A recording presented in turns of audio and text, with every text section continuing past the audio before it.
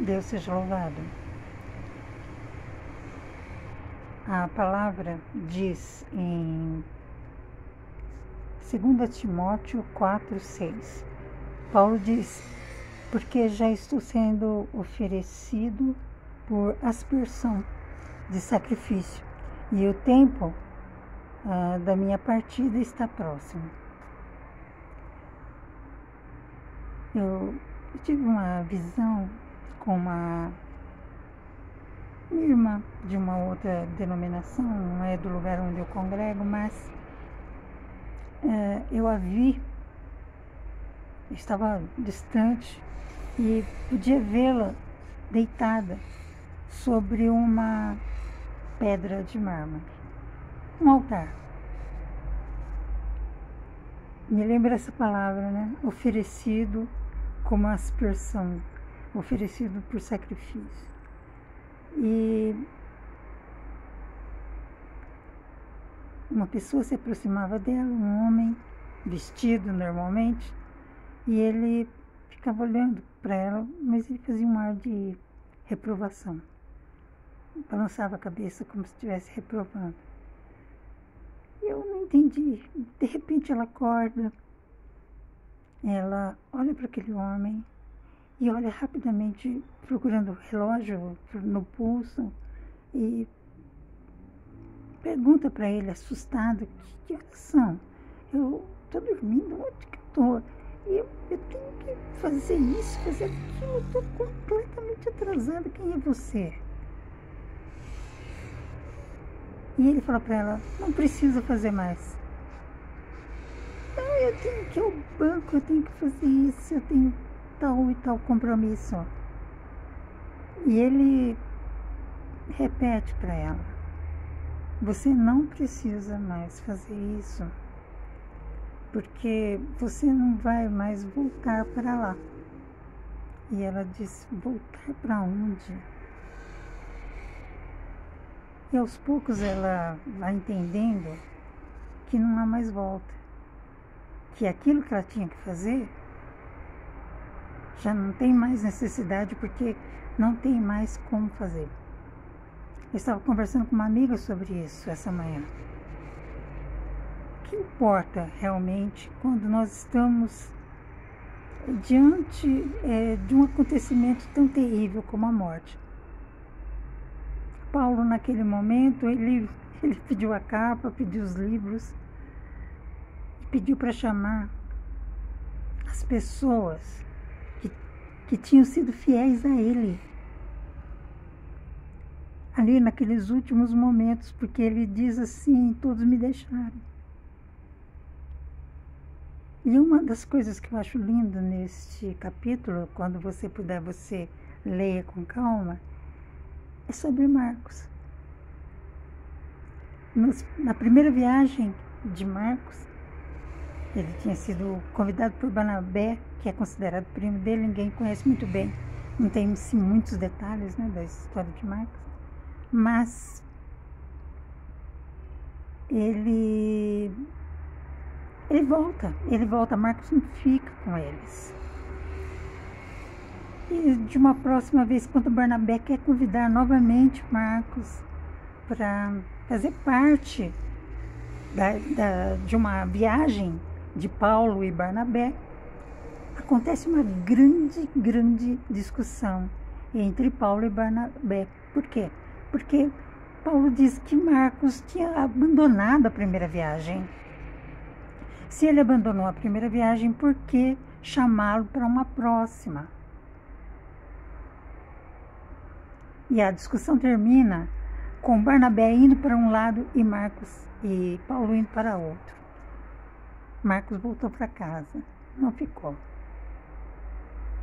Então, Paulo desaprovou completamente Marcos na primeira viagem.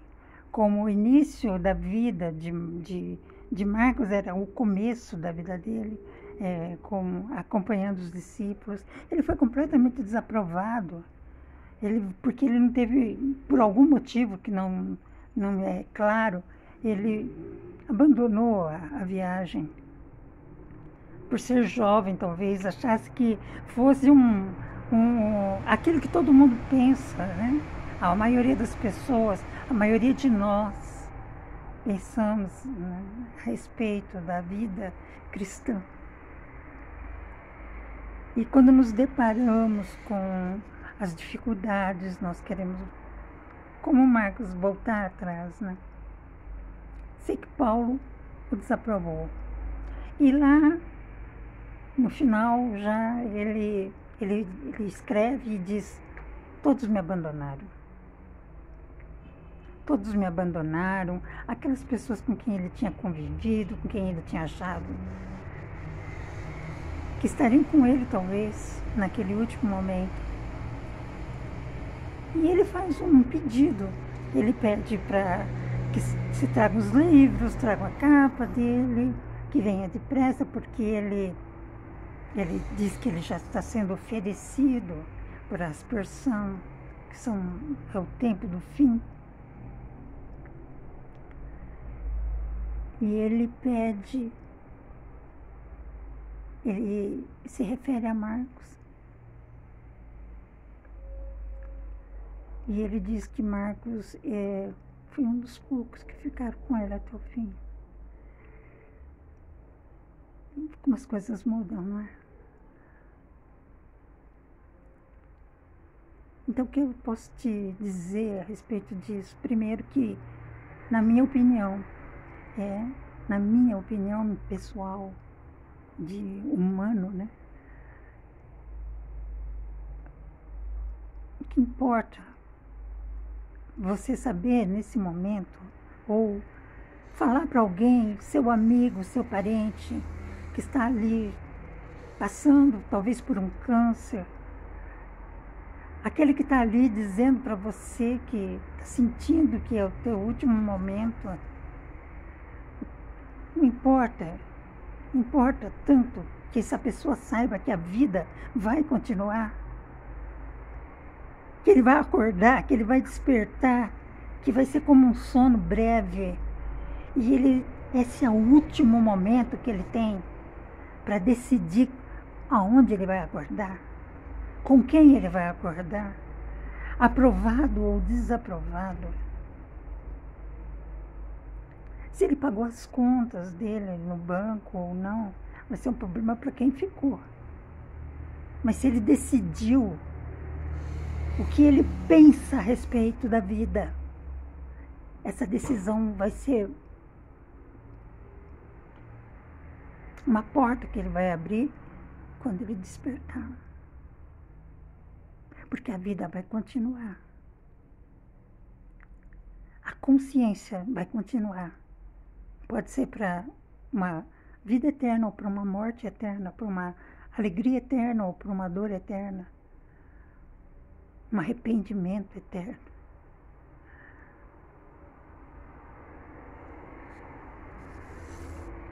Essa visão que eu tive com essa irmã, ela acorda preocupadíssima com as coisas da terra. Preocupadíssima com as coisas da terra. Mas a pessoa que a recebe, muito bem vestida, mas com vestes humanas, com vestes terrenas, né? Não eram vestes celestiais, é o que eu quero deixar claro. As vestes da pessoa que a recebe não eram vestes celestes.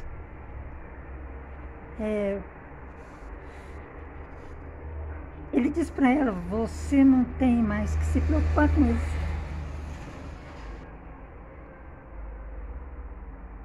Não há mais tempo.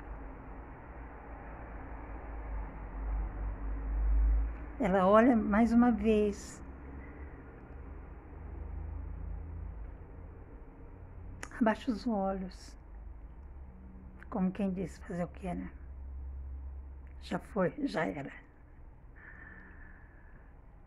E segue aquela pessoa, provavelmente. Qualquer coisa que eu disser daqui para frente, eu já não lembro mais o que acontece depois. E a segunda coisa que, então, só afirmando, né? Que essa pessoa que você está aí consolando, ela tem a oportunidade de escolher agora, de se arrepender agora, de perdoar agora, de dar perdão e receber perdão agora. As pendências possam ser resolvidas agora. A segunda coisa que eu acho lindo nessa passagem específica é sobre Marcos. Na hora da morte de Paulo, Marcos estava com ele. O desaprovado.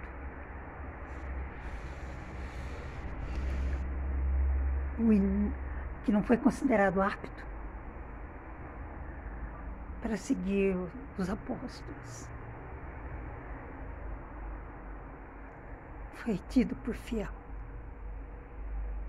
Então não desista diante dos seus combates, porque nós não sabemos como que será o fim.